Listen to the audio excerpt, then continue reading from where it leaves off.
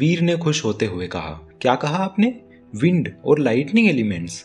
यह तो वही एलिमेंट्स है ना जो मेरे डैड ने पहली बार जगाए थे।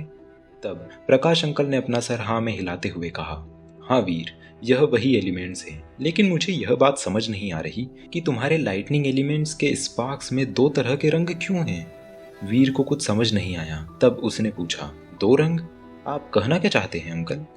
तब प्रकाश अंकल ने जवाब देते हुए कहा, तुम्हारे पिता की लाइटनिंग का रंग पर्पल हुआ करता था और वह बहुत खतरनाक हुआ करती थी, लेकिन तुम्हारी लाइटनिंग में सफेद रंग भी है। यह क्यों, यह समझ नहीं आ रहा। एक गहरी सांस लेकर फिर उन्होंने आगे कहा, खैर वह सब छोड़ो, अब तुम्हें रोजाना ध्यान लगाकर तुम्हारे एलिमेंट्स पर कंट्रोल को और मजबूत करना होगा, तभी तुम म्यूटेंट जोन में सरवाइव कर पाओगे। फिर वीर भी उनसे थोड़ी देर तक इधर उधर की बातें करने के बाद वह वहां से अपने घर की तरफ निकल गया। घर पहुंचकर वीर प्रकाश अंकल के बताए अनुसार मेडिटेट करने लगा। वीर जब अपने कमरे में ध्यान लगा रहा था तब एक बार फिर से ध्यान लगाते वक्त उसके आसपास हवा तेज हो गई और हवा के साथ साथ ही लाइटनिंग के स्पार्क्स की भी आवाज आने लगी। उस समय वीर देखने में किसी भगवान की तरह लग रहा था जो शांति से वहां पर बैठे हुए हों। अगले दिन सुबह वीर आराम से अपने बिस्तर पर सोया हुआ था, तभी फिर से उसके कमरे में 8 बजे अलार्म बजी। लेकिन अपनी आदत के अनुसार वीर ने पास ही पड़ा तकिया उठाया और उस घड़ी पर जोर से दे मारा। तकिए की घड़ी से लगते ही वह जमीन पर गिरकर टूट गई और अलार्म भी बंद हो गया। वीर फिर से करवट लेकर सो गया था। जब 9 बजने वाले थे तब उसकी माँ वीर को उठाते हुए बोली, वीर, बेटा वीर, उठ जा, स्कूल नहीं जाना क्या, या आज भी लेट होगा। तब वीर अपनी माँ की बात सुनकर करवट बदलते हुए अपनी माँ से बोला, माँ सोने दो ना, अभी तो 8 ही बजे हैं। वीर की बात सुनकर वीर की माँ शारदा को समझ नहीं आया कि वह किस तरह से रिएक्ट करे। तब वह बोली, हे भगवान, इतना बड़ा हो गया है, अब तो सुधर जा, 8 नहीं 9 बजने वाले हैं। इतना सुनते ही वीर की आंखें अचानक बड़ी हो गई। तभी वह चौंकते हुए बोला, क्या कहा, 9 बजने वाले हैं? और वह अपने बेड से उठने लगा। तभी वीर की माँ शारदा उसे जवाब देते हुए बोली, हाँ महाराज, 9 बजने वाले हैं और तुझे स्कूल नहीं जाना है क्या?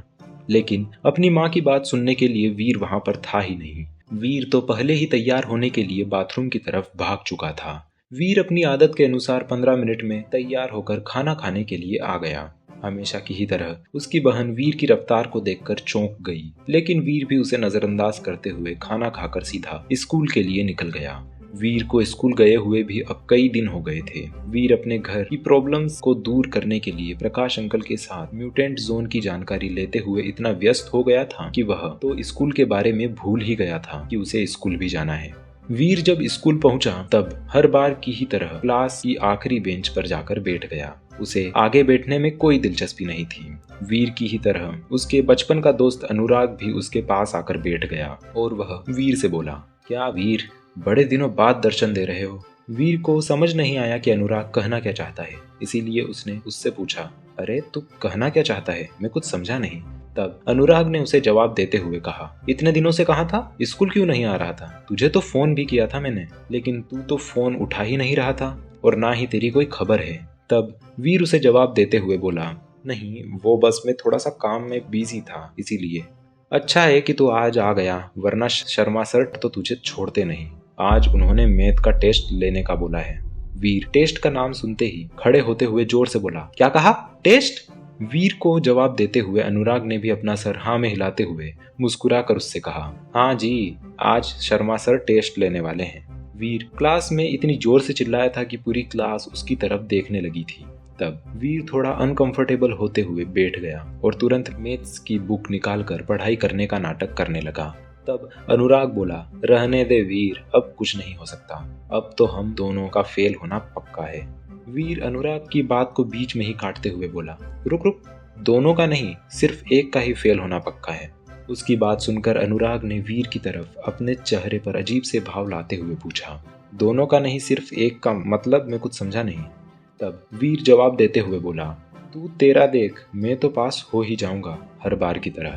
तभी अनुराग बोला, लेकिन कैसे, तुझे तो पता ही नहीं था कि टेस्ट कब है, और तू तो हर बार पता होते हुए भी फेल होते होते बचता है, वह भी सिर्फ कुछ नंबरों से। तब वीर ने अनुराग से कहा, तू बस देखता जा। दरअसल वीर को प्रकाश अंकल की कल कही हुई बात याद आ गई थी। कि दुनिया तुम्हें तभी तक देखती है जब तक कि तुम सफल हो जाते हो। तुम्हारी सफलता की सराहना भी करती है, लेकिन सफल होने के लिए तुमने जो परिश्रम किया है उसे कभी नहीं देखती। वीर यही बात सोचकर अब पढ़ाई पर ध्यान देने के बारे में सोच रहा था, जैसा कि वह अपने पिता के जाने से पहले किया करता था। इसीलिए वह अभी पढ़ रहा था। वीर का दिमाग वैसे तो बहुत तेज था, लेकिन वह जानबूझकर पढ़ने में ज्यादा ध्यान नहीं देता था। उसे यह सब पसंद नहीं था। उसके पिता के जाने के बाद वह अकेला सा रहने लगा था, लेकिन अब वीर को पढ़ाई करने के कुछ कारण मिल गए थे, इसीलिए वह वही कर रहा था। तो क्या वीर टेस्ट में पास हो पाएगा? कैसा होने वाला है वीर का आने वाला जीवन? जानने के लिए बने रहिए मेरे साथ इस कहानी पर।